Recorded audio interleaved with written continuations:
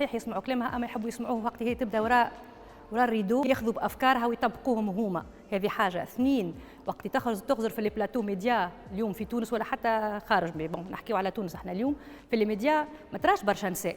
يا اخي كل مره كي باش نجيبوا احنا مستشارين في الايكونومي، في البيدجي، في الانفيرونمون، في الصحه، في التعليم، الاكثريه البلاتوات تلقاو فيهم رجال. كان ما كان جابوا امراه باهي ياسر، ولا اذا جابوا امراه يجيبوها يحبوا مثلا تعمل شو، تبدا تصيح وتعيط ويخرجوا لنا سكيزوفرينيا شويه هكا، معناها يخدموا بصوره المراه باش يعملوا البوز، ولكن ما يستدعوش المراه كعنصر فاعل، كمواطنه، كمراه أستاذة جامعية، كمرأة فلاحة اللي هي تخدم من الصباح لليل واللي ما لقاتش مكانها نتاعها في البلاتو. عمرك شفت أنت مرأة فلاحة جابوها في البلاتو تحكي على المشاكل نتاعها؟